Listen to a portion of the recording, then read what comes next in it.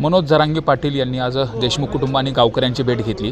त्यानंतर नेमकी धनंजय देशमुख यांची काय प्रतिक्रिया आपण जाणून घेणार आहोत। काय सांगाल, आज दादांशी चर्चा झाली, सविस्तर चर्चा झाली, काय काय चर्चा झाली आणि दादा नेमकं काय आश्वासन दिलं? जे गावकऱ्यांनी जे पवित्रा घेतला आहे उपोषणाचा, जे अन्नत्याग उपोषण करणार आहेत, आंदोलन करणार आहेत, दादांची प्रामाणिक भावना ही होती की जे पीडित कुटुंब आहे, जे पीडित गाव आहे, जे गावचा प्रमुख गेलेला आहे, तर त्याच्या न्यायाच्या भूमिकेमध्ये एखादं आंदोलन करण्याची वेळ येते, तर त्यांची प्रामाणिक भावना ही होती की हे आंदोलन झालं नाही पाहिजे, देशमुख कुटुंबियाला न्याय मिळाला पाहिजे।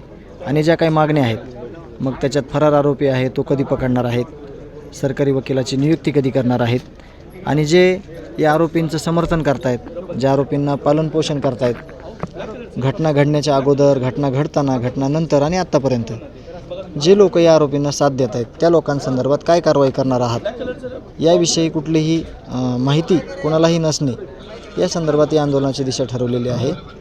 आणि त्यावरच दादा आले होते की हे तुम्ही करू नका म्हणणं हेही त्यांना अवघड होतं आणि करा हेही त्यांना अवघड होत होतं। तरी देखील त्यांनी सांगितले की गावकरी जे निर्णय घेतील त्या निर्णयात मी देखील असेल। आम्ही त्यांना परत विनंती केली की दादा, तुम्ही उपोषण आत्ताच केलेलं आहे, तुमचे शरीर साथ देत नाही, तुम्ही इथं या, पण आंदोलन हे गावकरी आणि कुटुंबीय करेल आणि त्यांचा जो पवित्रा आहे तो असणार आहे आंदोलनाचा, त्यात काही बदल होणार नाही। मात्र आज जर आपण बघितलं तर दादा देखील या आंदोलनात 25 तारखेला सहभागी होणार असं देखील त्यांनी सांगितलं की मी सुद्धा गावकऱ्यासोबत आहे। पण आम्ही त्यांना सहभागी होऊ देणार नाही, त्यांचं शरीर थकलेलं आहे, त्यांना या आंदोलनात आम्ही त्यांना उपस्थित राहायला सांगू, त्यांना यायला सांगू, पण आम्ही त्यांना आंदोलनात सहभागी करून घेणार नाही।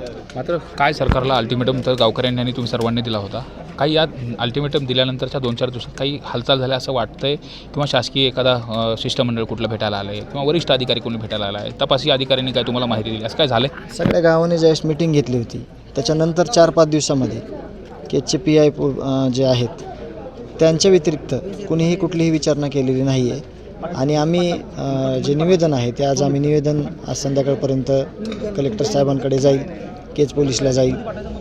परंतु दादांची अशी भावना होती की हे तुम्ही आंदोलन करू नये, पण आमच्यावर जी वेळ आलेली आहे ते दुसऱ्या कोणावर आली नाही पाहिजे, आम्हाला न्याय भेटला पाहिजे आणि हे सगळं जे काही जाळंमुळं आहे ते उकडून टाकलं पाहिजे। आम्ही पहिल्या दिवसापासून म्हणतोय, पण तसं होताना दिसत नाही, म्हणून हे आंदोलन आहे। मात्र शेवटचा प्रश्न की या सगळ्या गोष्टी होत असताना जे आरोपी जेलमध्ये आहेत त्यांना सुद्धा काही VIP ट्रीटमेंट दिली जाते अशा पद्धतीनं बोललं जाते, नेमकं काय तुमच्यापर्यंत माहिती आली का? तसं जर केलं असेल तर त्या संदर्भात मुख्यमंत्र्यांना काय म्हणतात? यावर आपल्याकडे जे माहिती आलेली आहे, परंतु ते आम्हाला कन्फर्म करायचे, कारण का चुकीचं या कुटुंबाकडून गावाकडून गेलं नाही पाहिजे, कारण का सगळं राज्य ह्या गोष्टीकडे बघतंय की न्यायाच्या भूमिकेमध्ये हे न्याय कसे घेत आहेत, म्हणून त्याचा आजच्या दिवस आम्हाला बघणं आहे की ते खरं आहे का सगळ्या गोष्टी, आणि त्या खऱ्याच आहेत। परंतु एकदा व्हेरिफिकेशन त्याचं झालं, मग तिथून पुढं आम्ही त्या पावित्र्यात येऊ की ह्यांना कुठली ट्रीटमेंट दिली जाते, कोण देत आहे, अनऑफिशियली कुठले लोक येऊन भेटतात, कसे जातात, 100% आहे, त्याच्यामध्ये डाऊट नाही। त्याचे पुरावे देखील आमच्याकडे आलेले आहेत, परंतु त्याचं व्हेरिफिकेशन केल्याशिवाय ते तुमच्याकडे मांडणं हे आमचं चुकीचं होईल, म्हणून त्याचं व्हेरिफिकेशन करणं आजच्या दिवसात ते होईल आणि मग उद्या आमची भूमिका आम्ही मांडू। आपण पाहतोय धनंजय देशमुख यांनी देखील मनोज जरांगे पाटील यांच्या भेटीनंतरची जी प्रतिक्रिया आहे, मनोज जरांगे पाटील त्या दिवशी जरी या ठिकाणी अन्नत्याग आंदोलनामध्ये सहभागी झाले तरी त्यांना आंदोलन करू दिलं जाणार नाही, का त्यांच्या प्रकृतीची काळजी आहे। त्याचबरोबर जेलमध्ये असताना जे आरोपी आहेत त्यांना VIP ट्रीटमेंट मिळते असा संशय देखील धनंजय देशमुख यांनी व्यक्त केला आहे। त्यामुळे एकंदरीतच या संदर्भात आता कशा पद्धतीनं शासन प्रशासन हे आंदोलन थांबवण्यासाठी प्रयत्न करतं हे देखील पाहणं महत्त्वाचं असेल। सुरेश जाधव, न्यूज 18 लोकमत, बीड।